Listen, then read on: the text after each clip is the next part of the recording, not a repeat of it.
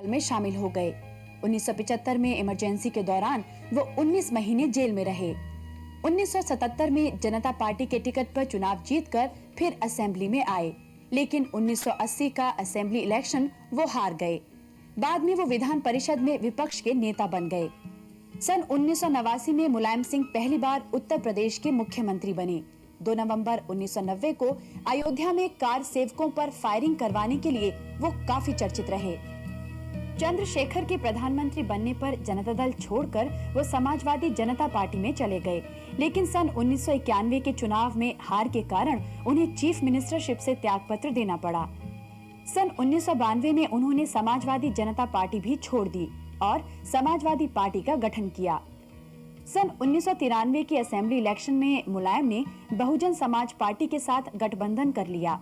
चुनाव परिणाम Samajwadi party Bahujan Samaj party गठबंधन के पक्ष में रहे।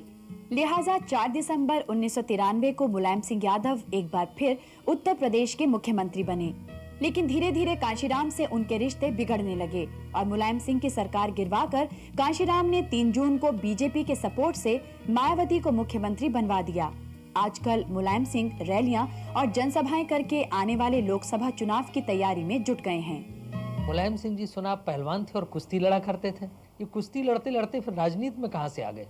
उस वक्त स्वर्गीय नथू सिंह विधायक थे। उन्होंने कहा मैंने बहुत नाम सुना है, तुम कुश्ती हमको दिखा दो। तो हम कुश्ती लड़ गए और उनको कुश्ती हमारी पसंद आ गई। उसी दिन से वो हमसे प्रभावित हो गए और आगे चल करके उन्होंने ही अपने मन से मुझसे कहा कि अब मेरी जगह आपको चुनाव लड़ना पड़ेगा। हम चुनाव लड़े, उन्होंने लड़ाया और 1967 में पहली बार हम विधायक बने। आप 8 बार एमएलए एमएलसी रह चुके, अब लखनऊ छोड़कर दिल्ली क्यों नहीं आ जाते नेशनल पॉलिटिक्स में?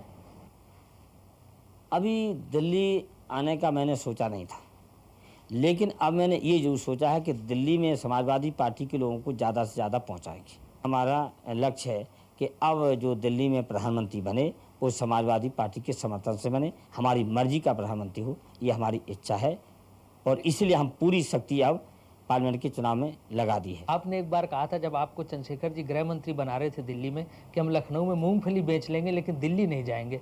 ये सही है, चंद्रशेखर जी ने हमसे कहा था, लेकिन जब चंद्रशेखर जी को हमने समझा दिया कि अभी हमें लखनऊ ही रहने दीजिए तो वो मान गए थे। अच्छा, आप अपनी पार्टी को गरीबों की पार्टी कहते हैं, लेकिन आपका जो दफ्तर है लखनऊ में 5 स्टार होटल जैसा लगता है।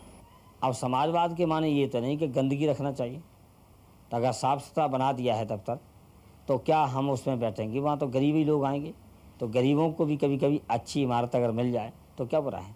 आप तो कहते हैं कि आपकी सरकार पिछड़ों की सरकार थी, जो जिसमें दलित और पिछड़ों की बात मानी जाती थी, लेकिन आप पर आरोप है कि आपकी सरकार को उद्योगपति संजय डालमिया, राज बब्बर और अमर सिंह चलाते थे। ये पूरी तरह से गलत है।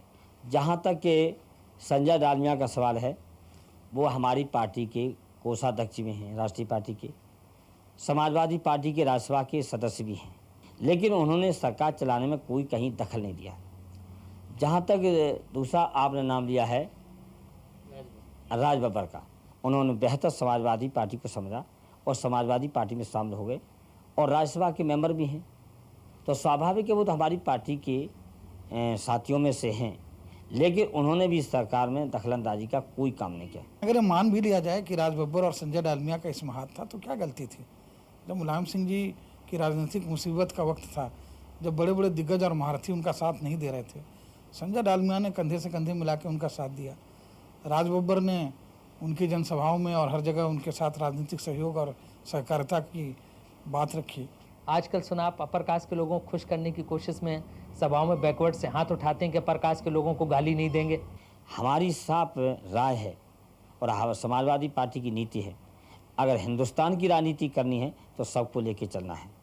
इसलिए हर सभा में हम कहते हैं कि जो हमारा सहयोगी दल था वो गाली जरूर देता था ऊंची जात को, लेकिन हम उसी समय ऊंची जात को हम सम्मान देते थे और इसलिए बहुत ही शायद मन मन में बहुजन समाज पार्टी लोगों को इस बात से परेशानी थी कि जो मुख्य पोस्ट हैं और की पोस्ट हैं सरकार में वो ऊंची जात के पास क्यों हैं। बीजेपी ने जो आंकड़े निकाले हैं उसमें कहा गया है कि 70% यादवों को आपने पुलिस में भर्ती करवाया। इससे ज़्यादा झूठ कोई हो नहीं सकता कि 70% यादव थे। और मंडल आयोग की सिफारिशें लागू क्यों की गई?